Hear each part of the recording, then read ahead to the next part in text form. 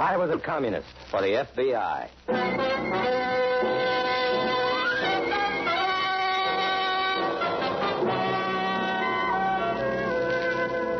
Starring Dana Andrews in an exciting tale of danger and espionage. I was a communist for the FBI.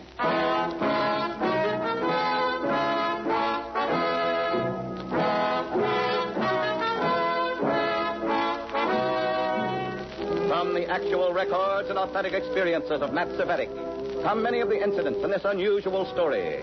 Here is our star, Dana Andrews, as Matt Cvetic, who for 9 fantastic years lived as a communist for the FBI. It was weird, and it was terrifying. I'd begin to get so much into the choking spirit of my character that I'd talk and act like a real communist, even to myself. That's when I'd get scared. But if I didn't play it to the hilt, the comrades would suspect, and I'd be scared again. Come to think of it, for 9 long years as a communist for the FBI, I was never anything but scared. In a moment, listen to Dana Andrews as Matt Cvetic, Undercover Man.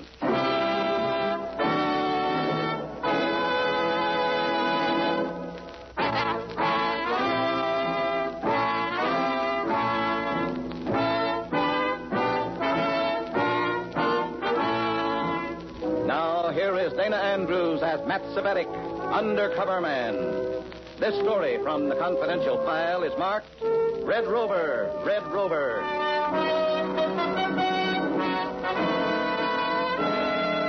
I walk slowly down Dawson Street, pretending I'm not looking for anybody. Comrade Revson, who is supposed to rendezvous with me here, had better look sharp, because the sidewalks are crowded. He's supposed to pick me up so we can get down to the next shady item on the red agenda. All at once, I have company, and it isn't Comrade Revson. All right, Mrs. Cvetic, we'll take a taxi from here. Who are you? Just keep walking and keep talking and head for the curb. I've got another date, so goodbye. Do as I tell you and everything will be jolly. I asked you who you were. I'm not Comrade Revson, that's a start. You know somebody by that name? Both of us do. Stop right here. Now listen, girl. Taxi? I don't even know you. But we both know Revson, don't we? Come on. Where to? 1010 Atherton Plaza, driver. Do tell. Atherton Plaza. I'd have worn my clean shirt, but I never dreamed. Oh, quiet. Tell me, pretty maiden, could this be fun? Very definitely not. Mm-hmm. Now, what will Revson say when he doesn't meet me? We'll handle him. Who's we? You'll see. I see. Now, be quiet. A taxi is a public place.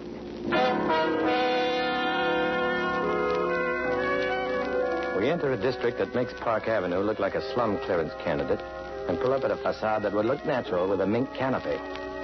We take the elevator to the 5th floor, and I'm being seriously worried. I don't know if this smart little brunette is for me or against me. Is she comrade or FBI? And how will I explain things to Revson? It sounds like a radio cliffhanger. Be sure to listen tomorrow, and I sincerely hope I'll be with you then. We stop at a white-paneled door. The girl lets herself in with her own key. In the lush living room, a fattish but solid man is sitting on the sofa. He smiles a nothing smile and waves a plump hand at a chair. Sit down. Yeah, but first, my name is Matt Cvetic. What's yours? Mr. Cvetic, this is Comrade Usatine.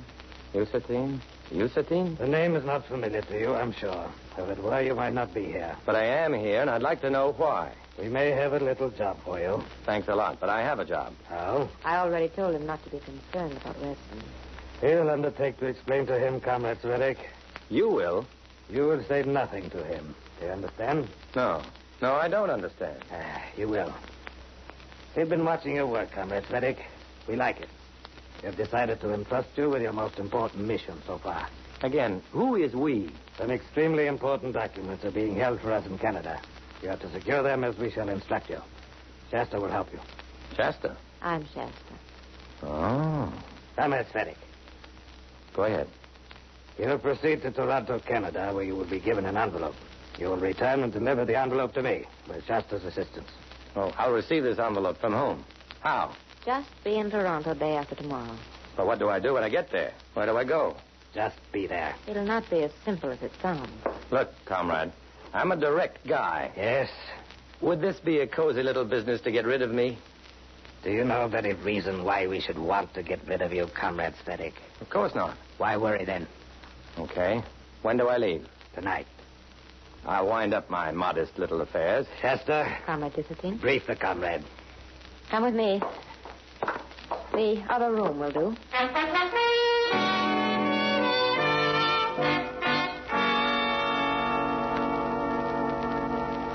And here are your tickets, your plane transportation, train ticket, bus. All three, just to go to Toronto? In fact, you'll finish the trip by taxi. Anything to shake possible pursuit. Would be after me. Oh, don't be silly. The FBI, for one. What do you mean, for one? Who else would it be? Must you question everything? Live and learn. Not if you learn too much. Nicely put. I thought Comrade Revson was a strict disciplinarian. With us, you do exactly as you're told. With us? Does that mean you're something different from the party? Or something apart from it? Ask enough questions, Comrade Svedek, and you'll ask none. I'm sorry. You may have use for a gun. Here, take this automatic. Oh, that's nice. Scared? I was admiring the gun. All right, take it then. You know what to do. Be in Toronto day after tomorrow. Just be there is enough? Mm-hmm. Seems hardly enough. Impressive, though. Speak to nobody between now and the time you leave. Nobody at all? Nobody. All right. When you get back in town, call this number. Ask for you? Won't hurt. Yes. Aren't you afraid this place might be wired? Not in the least. Oh? And don't waste time thinking about it. It'll get you nowhere. All right, you may go now.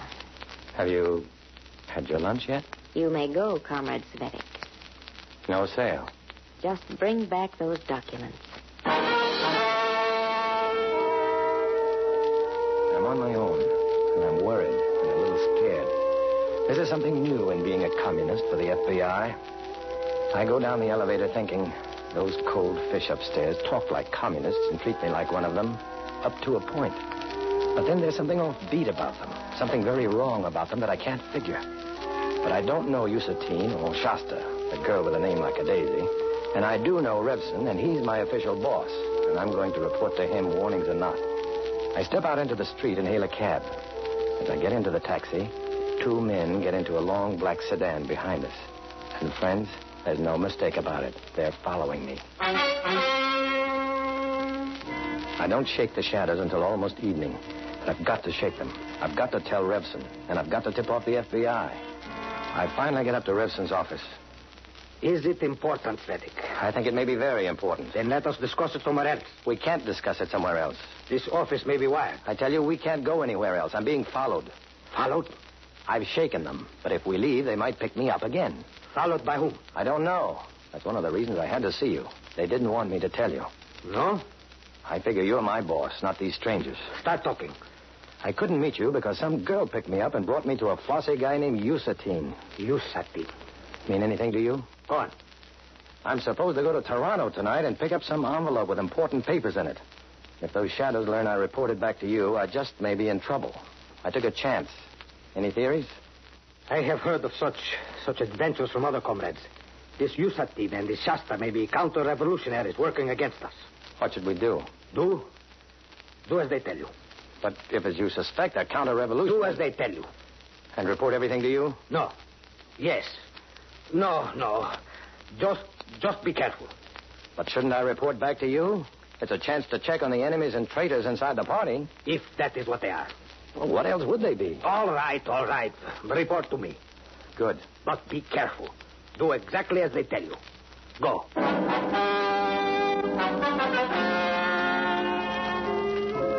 Go, sure. Go where? Do what? When I'm this much in the dark. For the first time in my long connection with the party, I've seen Revson disturbed and worried. Worried. He's scared. And I wonder why. He's tough, and he doesn't scare easy. My own anxiety deepens. I make sure I'm not being followed. Then I find a pay station and dial my FBI contact.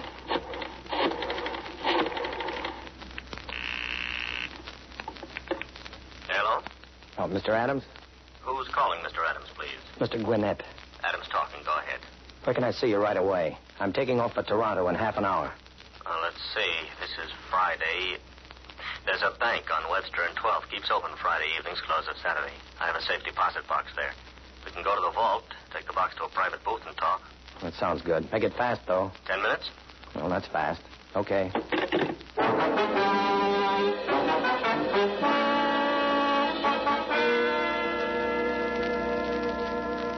Very interesting, Matt. If that's interesting, you ought to see this little Shasta Daisy. She gave you an automatic? Yeah, here it is, right in my No, pocket. no. Don't you touch it. I'm good enough for your fingerprints on it already. Here, let me fish it out of your pocket with a handkerchief. So? Can you do something about that? Well, I'll check whatever prints the gal left on this gun against our files in Washington. See what the game is. Counter-revolutionaries? I don't know yet. FBI? Maybe? I wouldn't know, Matt, would I? When will you know? An end of suspense. This cold sweat is ruining my clothes. Call me when you get back into town. Yeah. Lots of good luck, Matt. You think I'm going to need that much and that good? Call me, Matt. But it's easy. In fact, it's too easy to be true. I get to the United States-Canada line, and I don't have any trouble at all getting across because I don't go across. Before I start over, an old man bums me for a dime, thanks me kindly, and hands me a thick envelope, heavily sealed, and disappears. Not another word said. Easy, sure. But I know now that I've been followed and watched all the way, and pointed out to the old man by my shadows. Why didn't my shadows pick up the envelope then? Why me? I don't know. But I'm scared now, scared solid. I go back home feeling foolish and unnecessary, and in some dark and terrible way, on the spot.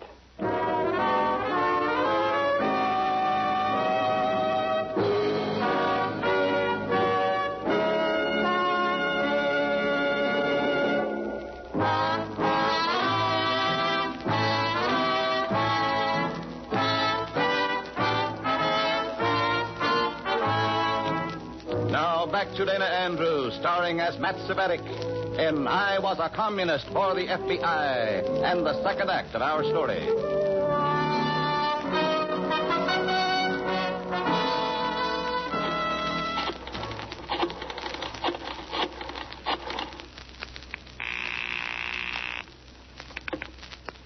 Hello? Shasta? Who? Shasta, this is Matt Cvetic. I'm back. So soon? Yeah, I'll tell you all about it. Did you get it? I got it. Let's see, you wanted to have lunch with me the other day. Well, it's too late now for that lunch. I had one. How about dinner? There's a noisy place in the 50s where we can talk. It's big, the food is good, and society fairly interesting. Pick me up in front of 1010 Atherton Plaza by 9. That's right. Does leave everything to me. You're certainly home ahead of schedule. Let's talk about that where it's noisy, hmm? Smart man. Reliable fellow. Bye-bye. Yeah, smart as the proverbial whip. Any St. Bernard dog could have gone on that mission.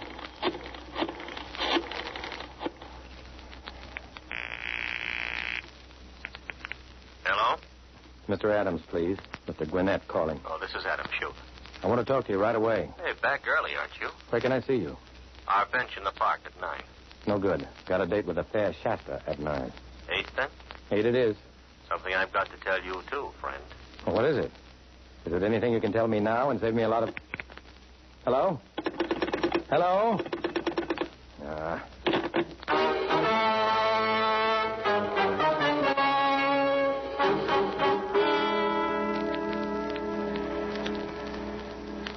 All right, Matt, that's your story. And I'm stuck with it. Now you. Well, Matt, I've got some pretty strong news for you. All right, come on, let's have it. Shasta and Yusatine are not counter-revolutionaries. Then why did Revson act so scared? Well, they're on his side, all right, but they play a pretty lone hand. And a grim one at that. Grimmest game on earth, maybe. How do I figure to be the one they volley back and forth? I'll tell it to you fast, Matt. Yeah, I do. You've been tapped by the MVD. What? Mm-hmm. You've been playing around with the Russian secret police. Shasta and Yusatine are MVD agents. What do they want with me? Well, they're either testing you, or they're thinking of recruiting you into the secret police. Oh, no. Not for me. No, I wouldn't do it all. Not for us. First of all, you could never bring yourself to do the things they'd expect of you. These are the boys who buried an alpenstock in Leon Trotsky's brain, just for example. Definitely not my line of work. Oh, stop it. Nothing. You wouldn't last. They'd get you, Matt. Now, the FBI doesn't ask that much from a man. I don't want any part of them. Now, that's the problem, Matt. They don't ask you to join. They tell you. Whether you like it or not, Matt, you've been drafted for the MVD. Well, what do you think I ought to do? You've got to finish the job they gave you. If you don't, you'll be in trouble. Oh, fine. If I come through for them, I'm promoted to the MVD. If I don't, I might be severely dead. Well, from now on, I'm having you watched constantly. Well, that way I'll have friendly witnesses to my murder. We better break it up now, Matt. You've disobeyed orders in seeing Revson and me. The MVD might resent it. And who knows how better. Have a nice date with Shasta.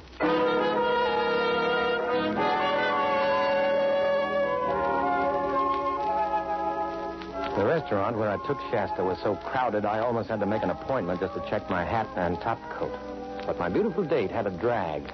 And we got a table where if you could read lips, you could hear somebody near you, almost. I told you it'd be noisy here. The better for others not to hear us, my dear. Right. Now about the envelope. I have it in my inside pocket here. Don't show it to me now. Nobody notices anybody but himself in this bunch. We are being watched. Where? Don't look now, you idiot. What about the envelope? Keep it. I can't afford to have it found on me. Can I afford it any better? You've got to get out of here before those FBI men know what you're up to. How do you know they're FBI? Let's have a gander. Don't turn it. That group at the table between us is getting up to dance. Use them for cover and get out of here. Now? Not yet. All right, now.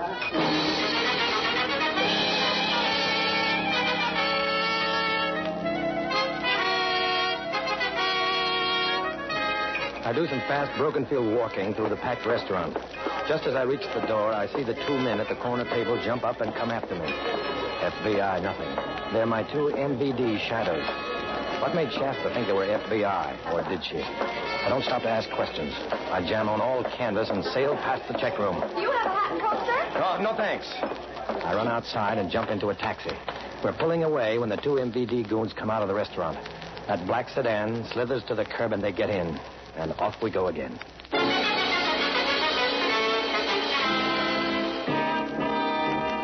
Around midnight, I get a chance to pull an old gag out of the gag book. I duck into a big drugstore. They're almost ready to close up, but I order a sandwich at the lunch counter, watch my chance, and slip into a phone booth and sit on the floor. Pretty soon, the lights go out. It gets quiet. I stand up and look out. The store is closed and the coast is clear. Very pleased with myself, I go to a door to unlatch it. Then my instinct issues a fast warning. Hit the floor, Mitch. A cop goes by, trying the doors. Then he continues on his rounds. I stand up again, start to unlatch the door again. Hold it, Mitch. The burglar alarm. If I open the door, the alarm will go off. If I'm picked up with that envelope on me, I'm in trouble with the cops and with the MVD. What to do? Call the FBI. Well, of course.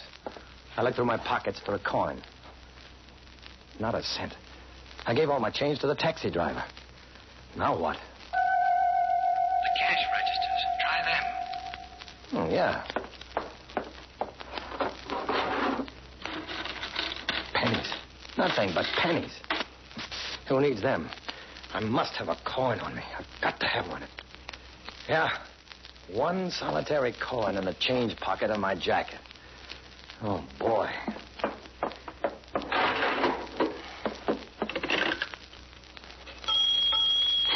Lucky for me. The first time I ever put a coin in that pocket. What number are you calling, sir? Bridge 3232. Come on. You may have dialed the wrong number. Will you please try it again? Return my coin, then. Yes, sir. Hey, what the... Operator! Operator, you collected my coin. Operator! Operator? I was calling Bridge 3232 and got a wrong number or something, and you collected my coin. Please drop another coin, and we will mail you a refund. I can't drop another coin. That was the last one I had. It's got to be that. I will try to ring your number. Bridge 3232. Come on, be there. Answer. Come on. Yeah? Adams? Who is this? Gwinnett. Oh, you caught me just going out the door. What's up? Listen, I'm being followed by some MVD goons. I managed to get locked into a drugstore, but now I don't dare go out. Are the MVD still out there? No, but I can't let the cops find this envelope on me. Oh, that's right. And I've got to deliver it to Usatine tomorrow, or else. Yeah. Well, do this. Hide the envelope somewhere around that store where nobody else is likely to find it, and tell me where you're putting it to. You or I can get it tomorrow, see? In case I get picked up, right. You boys think of everything. Now, hold on while I find a place to put the envelope and... Hello? I'm here. Anything wrong? I haven't got the envelope. What? I must have slipped it into the inside breast pocket of my top coat instead of my jacket. Where is your top coat? I left it at the nightclub when the MVD got on my trail. Better go back and get it, boy. Yeah, I'd sure better. Funny thing, I open the front door, the alarm goes off and rings like mad. And nobody, absolutely nobody pays any attention. I run all the way back to the nightclub. It's jammed with the after-theater crowd. I head for the check room, breathing hard. Yes, sir? I've got a hat and top coat here. Your check, sir? Oh, check. Let's see. Oh, I can't find any check on me. Did you give me a check? I always give a check, sir. It's a size 42, herringbone tweed, gray-green. Oh, I can't give it to you without a crime check. Well, yeah, I'll help you find it.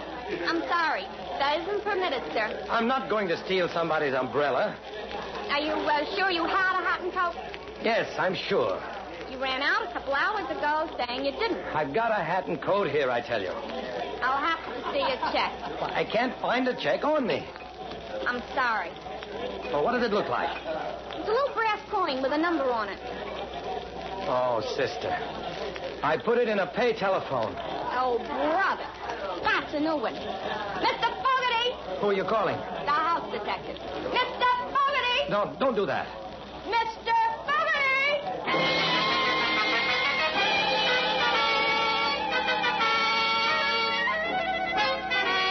I can't stay here and be arrested. I've got to get out.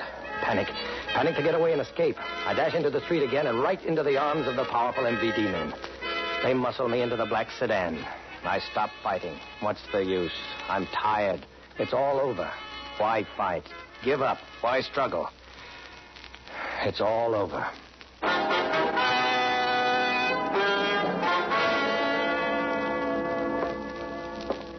A figure of a comrade you are, Svetic. I did my best. You did your best. Yes. Then where is the envelope? I told you. I'll go back to the nightclub when they close up. My coat will be the only one uncalled for. No. Why not? Svetic, you know what happens to those in our society who mishandle important responsibilities? I suppose so. In this case, that papers happen to be of no importance. What? They are of absolutely no value. It was a test, a trial to see whether you were worthy of an important promotion. Promotion? And you failed. I will tell you now what will happen to you. What? You are unworthy of command, Svetic. Therefore, Svetic, you will return to the ranks. Go back to my cell with Revson? It is all you are fit for. Well, comrade, I'm always ready to serve the party in any capacity whatever. And if you... Enough. Show him out, men. The MVD men turned me loose on the sidewalk. I'm in the clear and with a whole skin. Almost deliriously, I think. Svetic, if you ever wanted to be wrong, this was the time for it. I walked down the street, breathing in the cool night air, unraveling the knots in my stomach. I fell out of the frying pan, almost into the fire. It's almost like Social Security being back in the frying pan again. It could have been worse. I might be an MVD agent by now, and a dead man a year from now. But I don't fool myself. I'm still in big trouble. I'm a communist for the FBI. I walk alone.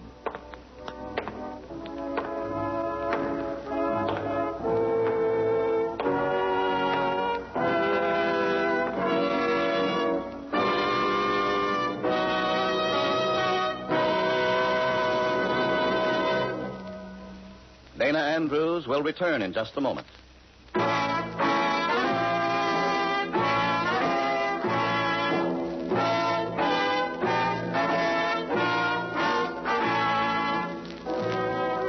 This is Dana Andrews with a word about the story you've just heard. In this story, as in all others, names, dates, and places are fictitious to protect innocent persons. Many of these stories are based on incidents in the life of Matt Cvetic, who worked undercover for the FBI. Next week, another fantastic adventure. Join us, won't you?